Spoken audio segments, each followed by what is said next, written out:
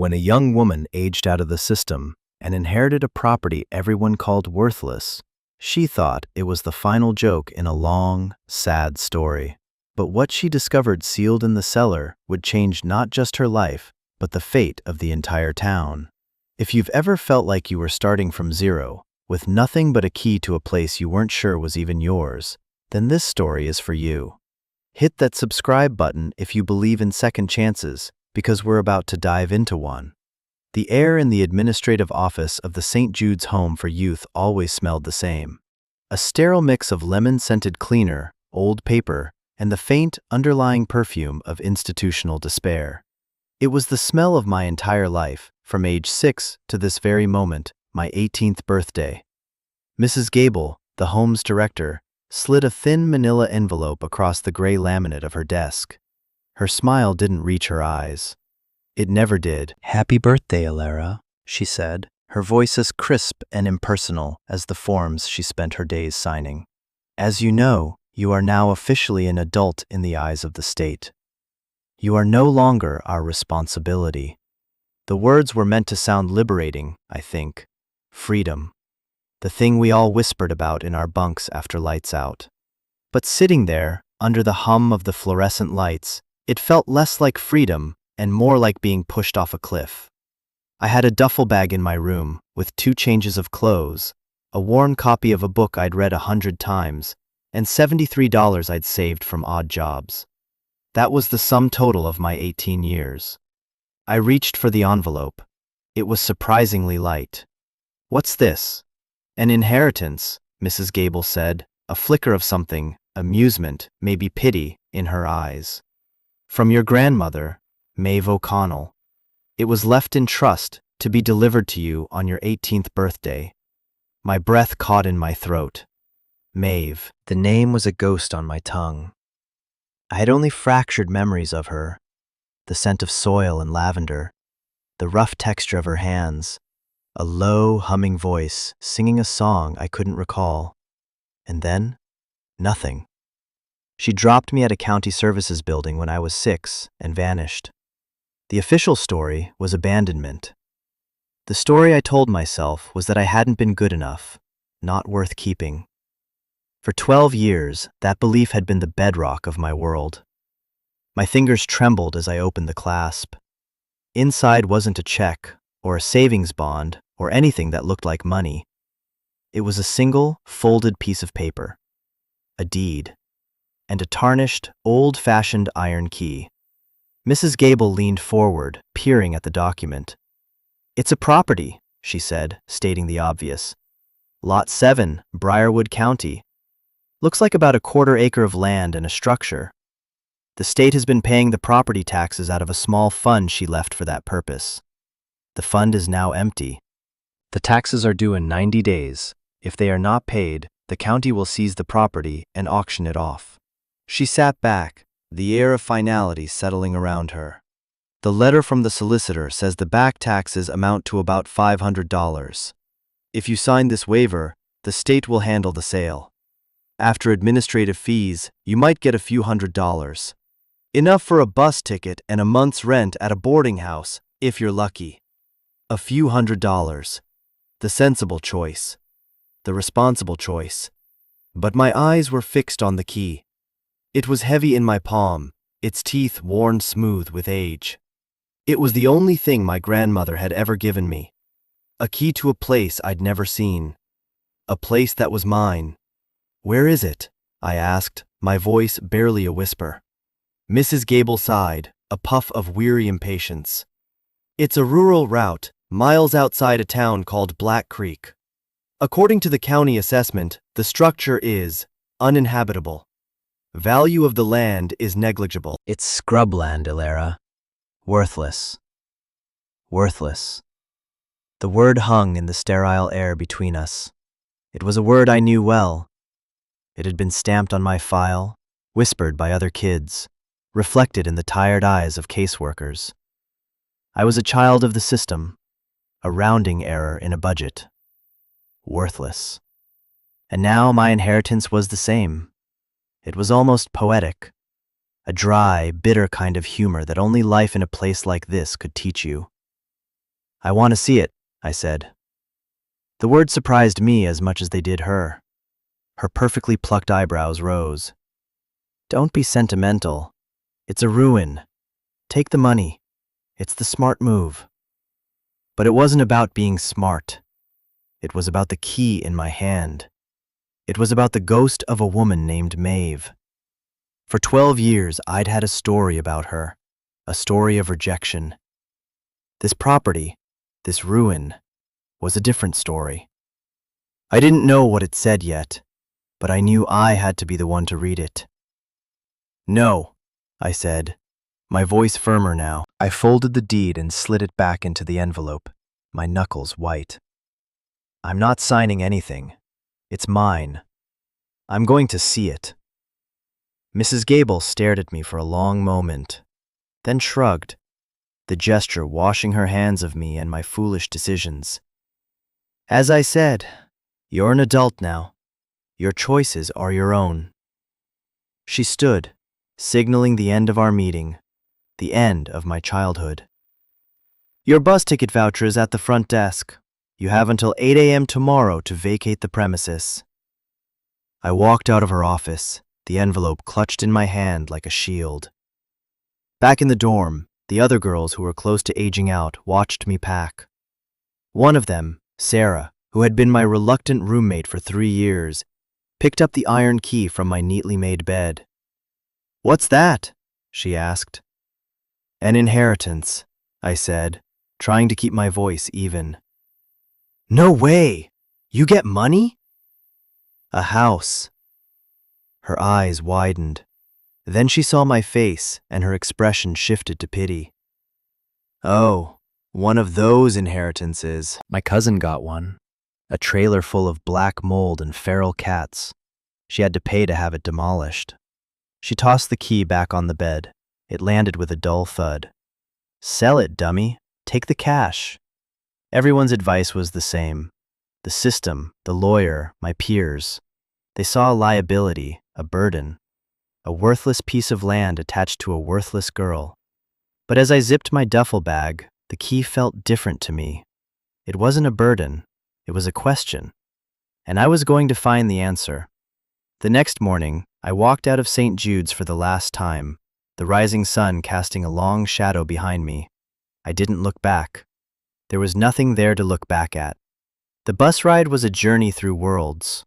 It started in the familiar gray maze of the city, all concrete and steel and noise, the landscape of my confinement. The bus wheezed through traffic, its passengers a collection of tired faces staring blankly out at a world that had worn them down. I kept my duffel bag on my lap, my hand resting on the envelope inside. I felt like a fraud, a girl playing dress-up as an adult, a property owner. Every time the bus lurched to a stop, I expected someone to get on, tap me on the shoulder, and tell me there had been a mistake.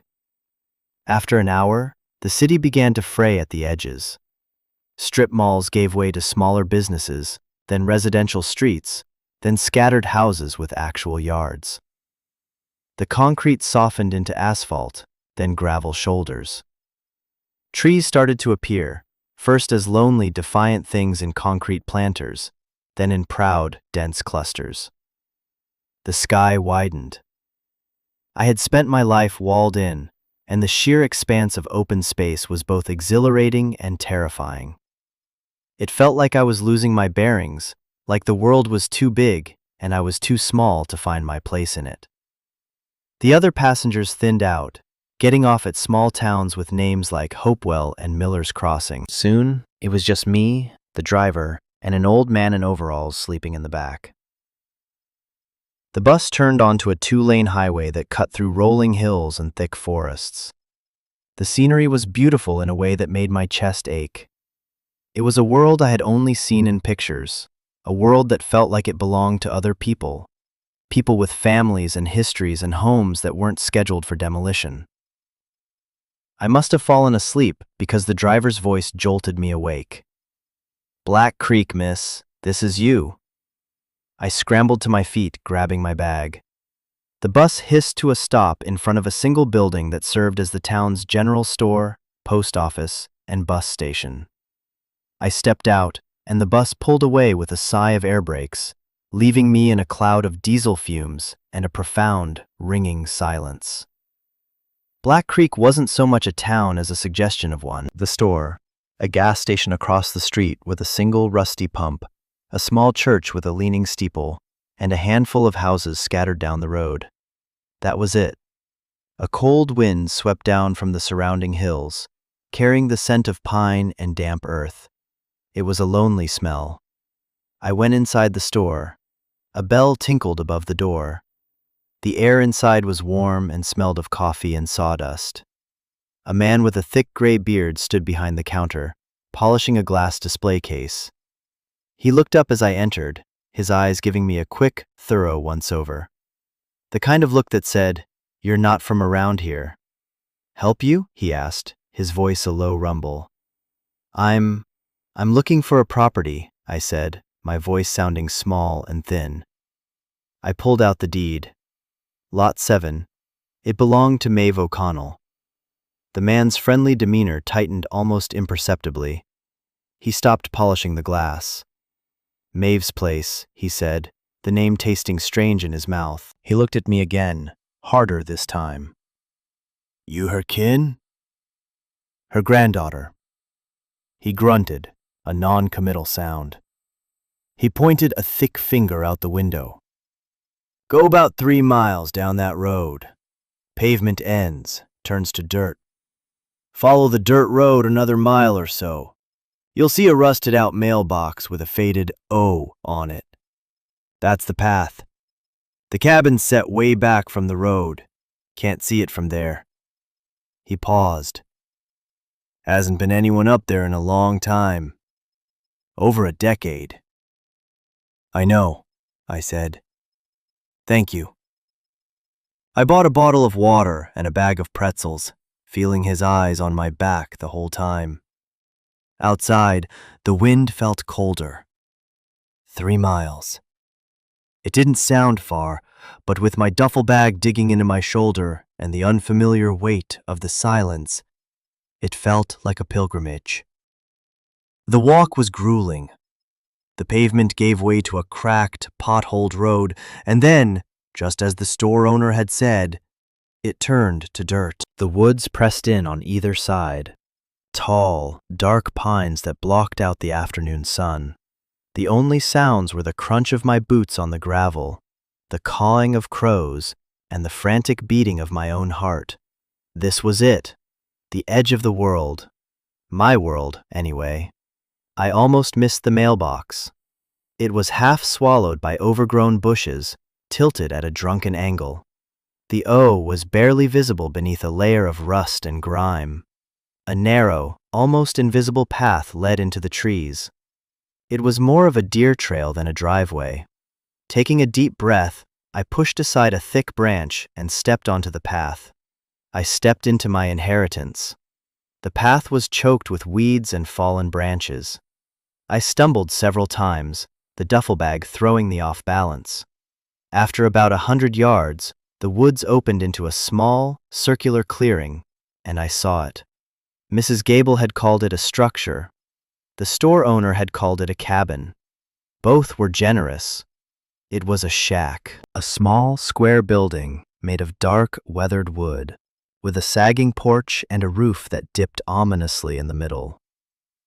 The windows were boarded up. The paint had long since peeled away, leaving the wood exposed to the elements. It looked like it had grown out of the earth and was slowly being reclaimed by it, consumed by weeds and creeping vines. It looked abandoned. It looked hopeless. My heart sank. They were right. Everyone was right. This was a joke, a cruel, final punchline. I sank down onto my duffel bag, the fight draining out of me.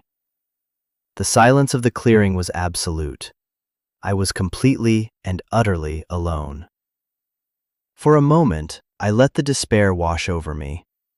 I could turn around, walk back to town, and beg the man at the store to let me use a phone. I could call Mrs. Gable, admit defeat, and sign the waiver. I could take the few $100s and disappear. But then my hand brushed against the key in my pocket. Heavy. Real. I looked at the shack again. It was a ruin, yes. But it was my ruin.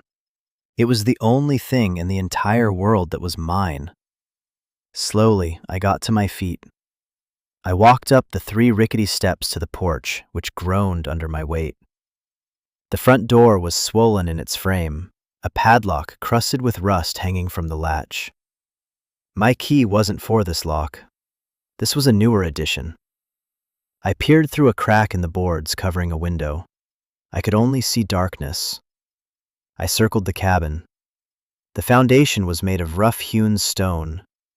In the back, half hidden by a tangle of thorny bushes, I found it. A second door. A low, heavy-planked door set into the stone foundation. It was a cellar door, and in its center was a keyhole, dark and intimidating, surrounded by a plate of tarnished brass. My heart started to beat faster. I pulled the iron key from my pocket. It felt warm from my body. With a trembling hand, I slid it into the lock. It was stiff, resistant. For a heart-stopping second, I thought it wouldn't fit, that this was another dead end. But then, with a final push, it slid all the way in. I took a deep breath and turned. There was a loud, grating click, a sound that echoed in the silent clearing, a sound that felt like it was unlocking more than just a door. It was unlocking a story. My story. The door was heavy, and I had to put my shoulder into it to get it to budge. It opened with a low groan, revealing a set of steep, stone steps leading down into absolute blackness. A wave of cool, musty air washed over me, a smell of damp earth, of things left undisturbed for a very long time. It didn't smell of rot or decay, though. It smelled old, ancient. I hesitated at the top of the stairs, my hand on the rough wood of the door. This was the moment of truth. Whatever my grandmother had left for me, whatever her secret was, it was down there, in the dark. I had no flashlight, only the dying light of the afternoon sun filtering through the trees. Fear, cold and sharp, pricked at my skin. But the curiosity, the desperate need to know, was stronger. I took a step down, then another, my hand trailing along the damp stone wall for support. The darkness was total. It swallowed the light from the doorway, pressing in on me, thick and suffocating. The air grew colder. My foot hit the bottom, a packed earth floor. I stood perfectly still, letting my eyes adjust, my ears straining against the silence. There was nothing. No sound, no movement. Just the smell of earth and stone and time. I took a few shuffling steps forward, my arms outstretched, until my fingers brushed against something hard and metallic. A box. A large, rectangular footlocker. I ran my hands over its surface. It was cold, solid, and heavy. There was a latch on the front. I fumbled with it, my fingers numb with cold and anticipation. It was locked. Of course it was locked. Defeated, I sank to my knees on the cold floor. A locked house, a locked box. It felt like a deliberate cruelty, a puzzle with a missing piece. I was about to give up, to retreat back into the light, when my hand, sweeping across the top of the box, hit something else. A small object, taped to the lid. I peeled it off. It was small, metallic, and familiar. A key. A tiny key, the kind used for a diary or a small lockbox. My breath hitched. I found the keyhole on the latch and inserted the key. It turned with a small, satisfying click. I lifted the heavy lid of the footlocker. Inside, nestled on a bed of what looked like old, yellowed linen, was not money or jewels. It was a stack of envelopes tied together with a faded blue ribbon. And on top of the stack was a single, thicker envelope with my name, Ilara, written in a spidery, elegant script that I had never seen before but felt I knew in my bones. My hands were shaking so badly I could barely open it. Inside were several folded pages, the paper thick and creamy. I angled the pages toward the faint light filtering down the stairs and began to read. My dearest Ilara, the letter began. If you are reading this, then you are 18 years old. And if you are reading this, it means I am gone. I hope you are reading it in the cellar of our home, the only safe place I could think of. I know you have questions. I know you must hate me. I need you to know that leaving you was the hardest thing I have ever done. It was not abandonment, my love. It was protection. I had to stop. The words swam before my eyes, blurring through the tears that had sprung from nowhere. It was not abandonment. It was protection. The sentence echoed in the silent, dark cellar, challenging the very foundation of my identity. I had built my entire life on the certainty that I was unwanted. What if I was wrong? I forced myself to keep reading. The world is not always a kind place, Ilara, and this small corner of it, this land, is more valuable than anyone knows. There are dangerous men who wanted it. They threatened me. They threatened us. I couldn't fight them and keep you safe at the same time. The system, for all its faults, was the only place I knew you would be fed and clothed and kept alive until you were old enough and legally strong enough to face them yourself. I had to make you disappear, so they would think I had given up, that I had nothing left to protect. My mind was reeling. Dangerous men? Valuable land? It didn't make any sense. I looked around the dark, empty cellar, at the dilapidated shack above me, the worthless scrubland outside. What could possibly be so valuable here? The letter continued. They think this land is empty. They are wrong. Everything you need is here. Everything I have saved for you. The truth and the means to fight for it. In this box, you will find the rest of my letters. They will tell you the whole story. Read them all. Do not trust anyone from this town until you know the truth. Especially anyone from the Blackwood Development Corporation. They are vultures in suits. Do not let them have our home. Blackwood Development Corporation. The name meant nothing to me, but the warning was clear. I was not just inheriting a ruin, I was inheriting a fight. The letter ended with words that shattered the last of my defenses. I have loved you every second of every day you have been gone. Be brave, my Ilara. The strength of this land is in your blood. Your home is waiting for you. All my love, forever, your grandmother, Maeve. I sat there in the cold, dark cellar, the letter clutched in my hand, and I cried. I cried for the 6-year-old girl left alone in a sterile county building. I cried for the 12 years of loneliness and anger, of feeling discarded and worthless. And I cried for the grandmother I had never really known, a woman who had faced down monsters for me, a woman whose love was so fierce it had forced her to break both our hearts. The story of my life, the one I had told myself over and over, was a lie. This, the truth, was infinitely more painful and infinitely more beautiful. I wasn't abandoned. I was saved. I spent the night in the cellar. I couldn't bear to leave it, to go back outside into a world that suddenly felt alien and uncertain. The cellar, which should have been terrifying, felt like a sanctuary. It was the only place I felt close to her. I didn't have a light to read the other letters, so I just sat in the dark, my back against the cold stone wall, the box of letters in my lap. I reread the first letter by the faint moonlight that eventually crept down the stairs, my fingers tracing her signature until I knew its shape by heart. My grief was a raw, hollow ache in my chest. For 12 years, my anger at her had been a kind of fuel, a shield against the pain of being alone. Now the anger was gone, replaced by a profound, bottomless sorrow. I mourned the years we had lost. I mourned the woman I never got to know. But beneath the sorrow, a new feeling was taking root. A fragile, tentative sprout of something I hadn't felt in a very long time. Purpose. My grandmother had left me a mission. Do not let them have our home. This wreck of a cabin, this patch of forgotten land, wasn't just a property, it was a legacy.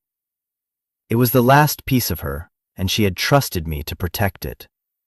When the first hint of dawn painted the top of the cellar stairs a pale, hopeful gray, I knew what I had to do. I needed supplies. I needed a light. I needed to read the rest of those letters. I carefully placed the first letter back in the box, closed the lid, and made my way up the stairs and back into the world.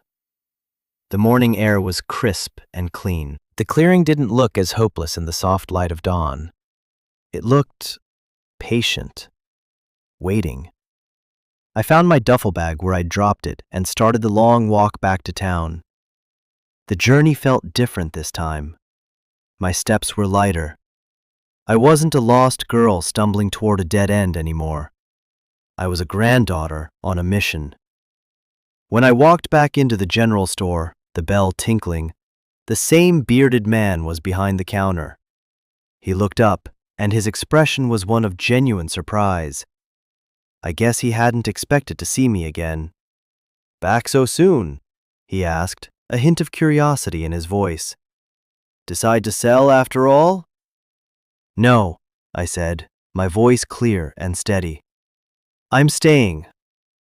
I bought a powerful flashlight, batteries, a box of protein bars, several large bottles of water, a cheap sleeping bag, and a crowbar. He rang up the items, his eyes lingering on the crowbar. "Lot of work to do up there," he commented. "I know," I said, counting out most of my $73 onto the counter. As I was about to leave, he cleared his throat. "Name's George," he said. "If you need anything, well, you know where I am." It wasn't exactly a warm welcome, but it was something. A crack in the wall of small-town suspicion. "Elara," I said. "Thanks." The walk back to the cabin felt shorter. I had a purpose. As soon as I arrived, I pried the boards off one of the front windows, letting sunlight stream into the single dusty room for the first time in over a decade. The inside was a mess, but a simple one. A layer of dust and leaves covered everything. A simple wooden table and 2 chairs stood in the center of the room, a small stone fireplace against one wall, and a cot with a rotted mattress in the corner. It was sparse, but it wasn't a ruin. It was a home. Or it could be. But my first priority was the cellar. I descended the stone steps, this time with the powerful beam of my new flashlight cutting through the darkness. The light revealed the cellar was small and square, the walls made of fitted stone, the floor of hard-packed earth. It was dry and clean, remarkably so. And in the center of the room sat the footlocker, looking like an altar. I sat on the floor, clicked on the flashlight, propped it up against the wall so its beam illuminated the space, and untied the blue ribbon from the stack of letters.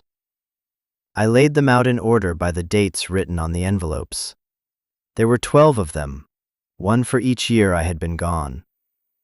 I started with the second letter. My grandmother's voice filled my head, clear and strong, as I read her words. "My Elara," it began. "I hope you found the first letter and that it gave you some comfort. Now you need to understand the truth of this place. My father, your great-grandfather, bought this land after the war. He was a geologist, a rockhound, everyone called him. He said the rocks here sang a different song. For years, he explored these hills, mapping and testing. He found something, a significant deposit of coltan. It's a rare and valuable mineral used in all our modern electronics, phones, computers. It's worth a fortune, but he kept it a secret. He loved this land, and he knew what a discovery like that would do to it. He knew the kind of corporate greed it would attract. So he buried his research, literally. He left it for me, and now I leave it for you. I had to put the letter down, my mind struggling to process the information. Coltan. I'd vaguely heard of it. Something from conflict zones in Africa, something that made tech companies rich. And it was here, under my feet. The worthless scrubland wasn't worthless at all. It was a treasure chest. I kept reading, my heart pounding. Maeve explained that for years, the secret was safe. But then a new company, Blackwood Development, started buying up land in the county. They were aggressive, and they had geologists of their own. They must have detected something, because they became obsessed with her property. Their first offer was polite, she wrote. I refused. The offers got bigger. I kept refusing. Then the polite letters stopped. Their surveyors started trespassing. Tools would go missing from my barn. One night, someone cut my fence and let my chickens out. Small things, meant to intimidate me, to wear me down. I knew it was them, but I couldn't prove it. The local sheriff was unhelpful. On their payroll, I suspect. Her final letter, the one dated just before she left me, was the hardest to read. It came to a head last week, Elara. A man from Blackwood, a slick man in an expensive suit named Miller, came to the door. He didn't ask this time. He told me they were going to get my land, one way or another. He looked at you, playing on the porch, and he said, "It's a dangerous world for a woman alone with a little girl." It wasn't a question, it was a threat. And in that moment, I knew I had lost. I could not fight them and protect you. So I made a choice. I chose you. The letter went on to detail her plan. She had sold her truck and some family heirlooms, gathering every dollar she could. She had packed up all of her great-grandfather's research, the maps, the survey results, the core samples. She had put it all, along with the cash, into this footlocker. She sealed the cellar door behind it, a door her father had built to be as strong as a vault. Then she had driven to the city, left me where she knew I would be found, and vanished, hoping Blackwood would assume she had finally given up and fled with her grandchild. She had gambled that they would eventually lose interest in a worthless, abandoned piece of land. A gamble that had cost her everything. At the bottom of the footlocker, beneath the letters, was what she had been writing about. Neatly wrapped in oilcloth were stacks of cash. Old bills, but still legal tender. I counted it, my hands shaking. It was over $30,000. And beneath the money were the records. Thick binders filled with geological maps, handwritten notes, and diagrams. There were dozens of small cylindrical rocks, the core samples, each carefully labeled. It was definitive, irrefutable proof of what lay beneath the soil. My grandmother hadn't just left me a home. She had left me an arsenal. I sat there for hours, surrounded by the evidence of my grandmother's love and foresight. The weight of it all was immense. This was no longer just about saving a cabin. It was about justice. It was about honoring the sacrifice of a woman who had given up her entire life for me. The next few days were a blur of activity. I used the crowbar to get the front door open, and I started cleaning. I swept out the dust and leaves, scrubbed the floors, and washed the single window until the sunlight poured in. I bought a cheap mattress in town and threw out the old rotted one. I bought food, a camp stove, and a lantern. Slowly, painstakingly, the shack began to feel less like a ruin and more like a home. My home. I divided my time between working on the cabin and studying my great-grandfather's research. The geological terms were complex, but his notes were clear and passionate. I began to understand the land, not just as a piece of property, but as a living thing, a place with a deep and valuable secret. About a week after I arrived, a crisp, white envelope appeared in the rusted mailbox at the end of the path. It had no stamp. It had been delivered by hand. The letterhead was embossed with 2 stylized trees and the words Blackwood Development Corporation. My blood ran cold. The letter was polite, professional, and utterly chilling. It welcomed me to the community, expressed condolences for my grandmother's presumed passing, and then got straight to the point. They were aware that I had inherited the property. Citing the dilapidated state of the structure and the poor quality of the land, they were prepared to offer me $10,000 for it, as a gesture of goodwill to help me get started in my adult life. They said it was a generous offer, far more than the land was worth, and that it expired in 7 days. $10,000. A week ago, that would have seemed like a king's ransom. It would have been my ticket out, a chance at a real life. But now, I knew the truth. It was an insult. It was the price they put on my grandmother's sacrifice, on my silence. I didn't respond. 2 days later, a shiny black SUV I didn't recognize drove slowly past the end of my path. It didn't stop, but I knew they were watching. They were testing me. I knew I couldn't do this alone. I was an 18-year-old girl with no resources against a powerful corporation. I thought about what my grandmother had written. Do not trust anyone from this town. But I needed help. I thought of the lawyer mentioned in Mrs. Gable's letter, the one who had handled the trust. His name was Arthur Davies. His office was in the city, hours away. He was a part of the system I despised, but he was my only link to the legal world. I used some of the cash to buy a cheap burner phone at George's store. I called Mr. Davies' office. His secretary was dismissive, but I was persistent. I told her it was regarding the O'Connell inheritance and that I had new information. Finally, she put me through. Mr. Davies, I began, my voice trembling slightly. My name is Alara. You handled my grandmother's trust. Ah, yes, Miss O'Connell, he said, his voice dry and professional. I trust you received the documents. Have you decided to sign the waiver? I assure you, it's the most practical option. No, I said, taking a deep breath. I'm at the property, and I have reason to believe it is significantly more valuable than the state assessment suggests. I've also been approached by a company called Blackwood Development. There was a pause on the other end of the line. For the first time, his bored, professional tone wavered. Blackwood, he repeated. What did they offer you? $10,000. He was silent for a long moment. Miss O'Connell, he said, his voice now sharp, focused. Do not speak to them again. Do not sign anything. Do not respond to their letters. Can you come to my office tomorrow? Yes, I said. Good. Bring everything you have. The deed, the letter from Blackwood, and anything else you may have found on the property.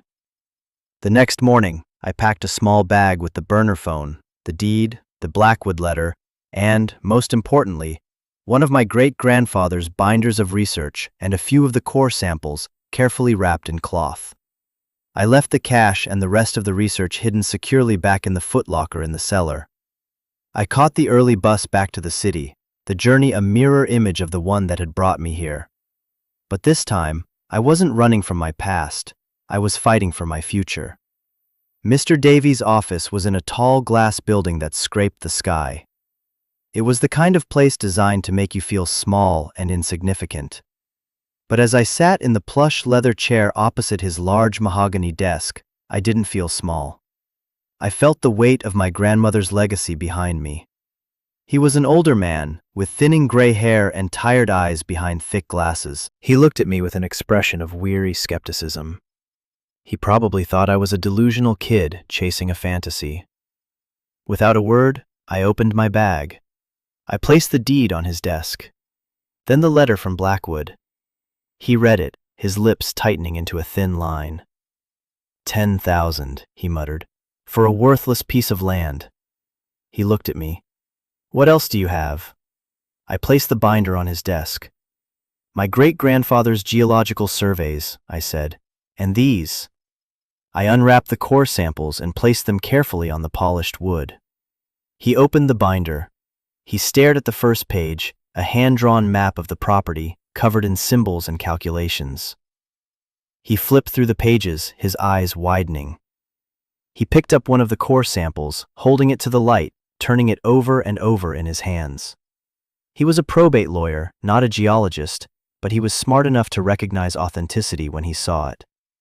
He was smart enough to understand the implications. He spent nearly an hour reading, completely silent. The only sound in the room was the rustle of paper. Finally, he closed the binder and looked at me, his expression transformed. The skepticism was gone, replaced by a look of astonishment and something else. Respect. "My God," he whispered. "They knew. Blackwood knew all along." "My grandmother knew too," I said quietly. "She left this for me. She left me everything she had to protect it." Mr. Davies leaned back in his chair, running a hand over his face. This changes everything. This isn't a probate issue anymore. This is corporate malfeasance, extortion. The offer they made you, knowing this information existed, it's predatory." He leaned forward, his eyes locking onto mine. "Miss O'Connell, Ilara, you are in a very dangerous position, but you are also in a very powerful one. This documentation is dynamite." He explained the situation in terms I could understand. My great-grandfather's research was the key. With it, we could get an independent assessment of the land's mineral rights, which he suspected were worth not thousands, but millions. Blackwood was trying to steal it from me before I realized what I had. "They've been playing a long game," he said, his voice filled with a new energy. "They probably hounded your grandmother for years, assuming she was just a stubborn old woman. When she disappeared, they thought they had won. They were just waiting for the state to seize the property for back taxes so they could scoop it up for pennies at auction. Your appearance on your 18th birthday threw a wrench in their plans. Now they're trying to scare you into selling cheap." For the first time since I'd left St. Jude's, I didn't feel alone. I had an ally, a real one. "What do we do?" I asked. "First, we pay the back taxes. Immediately. That takes the threat of a county seizure off the table." He scribbled a note on a pad. "Second, we hire the best geological surveyor in the state to create a new, official report based on your great-grandfather's data. Third, we hire a litigator who specializes in mineral rights and corporate fraud. This is out of my league, but I know people. Good people." He paused, looking at me intently. "This will be a fight, Ilara. A long and expensive one. Blackwood won't just roll over. They will get nasty." "I have some money," I said. "My grandmother left cash." He nodded slowly. "Good. That will help. But this is your decision. You could also take this binder, walk into Blackwood's headquarters, and negotiate a much, much higher settlement. You could walk away with $1 million tomorrow and never look back." It was the sensible choice. The easy choice. Take the money and run. Start a new life, far away from Blackwood and Black Creek and the ghosts of the past. No one would blame me. But I thought of my grandmother's words. "Do not let them have our home." I thought of her sacrifice. She hadn't endured all of that just so I could sell her legacy to the very people who had destroyed her life. This was never just about the money. It was about the truth. "No," I said, my voice firm. "I'm not selling. Not to them. This is my home. We fight." A slow smile spread across Mr. Davies' face. "I was hoping you'd say that," he said. "Let's get to work." The weeks that followed were a whirlwind. Mr. Davies was true to his word. He became a general, marshaling forces on my behalf. We paid the taxes, securing my ownership of the land. He hired a tough, no-nonsense litigator named Ms. Chen and a respected geologist, Dr. Albright. I met them in Mr. Davies' office. They listened to my story, examined the research, and treated me not as a child, but as a client, as the owner of something worth fighting for. "Doctor," Albright was ecstatic over the meticulousness of my great-grandfather's work. "This is a lifetime's research," he said in awe. "It's impeccable." While they prepared the legal and scientific battle, my job was to stay at the cabin, to be the living embodiment of Maeve O'Connell's legacy. I had to hold the ground. Living there was an act of defiance. Every nail I hammered, every weed I pulled, was a message to Blackwood. This home is not abandoned. Life at the cabin settled into a rhythm. I worked on the house during the day, making it more livable. I patched the leaky roof with tar I bought at George's store. I cleared the overgrown yard, uncovering a stone-lined path and the remnants of a flower garden. I found my grandmother's touch everywhere, in the sturdy way the shelves were built, in the smooth, worn spot on the wooden armchair by the fireplace.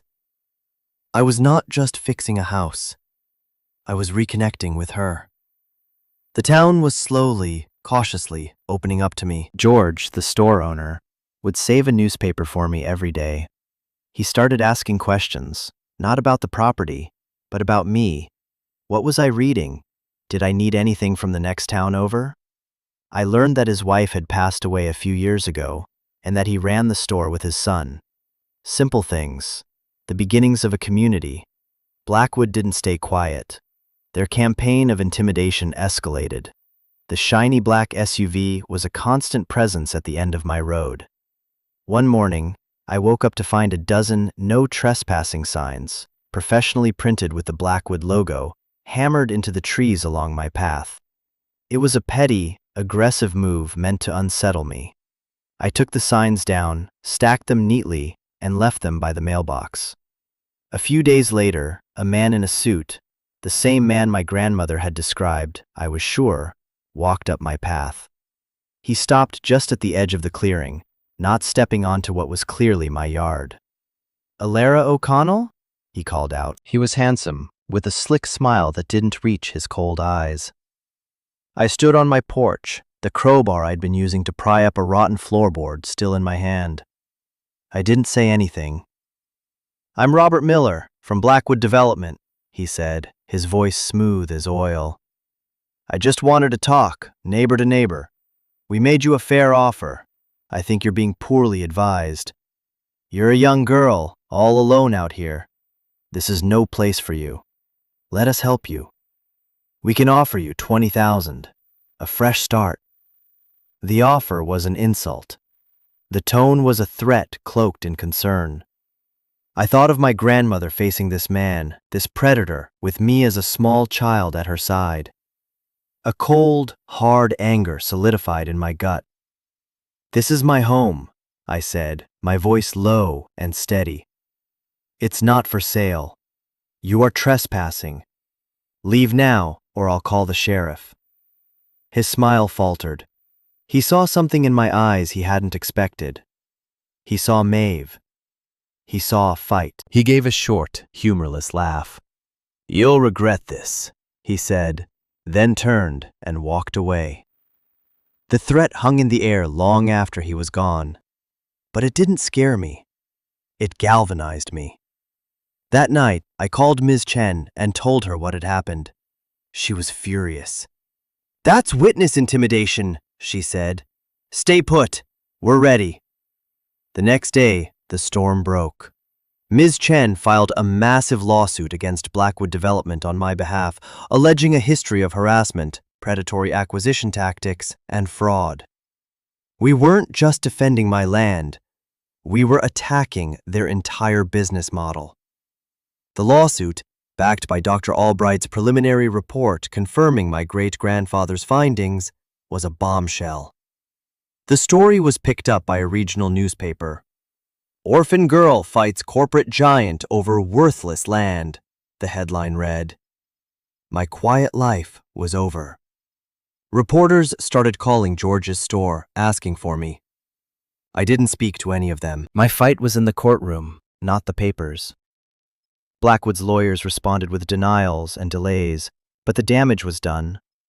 Their reputation was taking a hit. Other landowners in the county who had sold to them for cheap started calling Mr. Davies' office, telling their own stories of intimidation. My lawsuit was becoming a class action.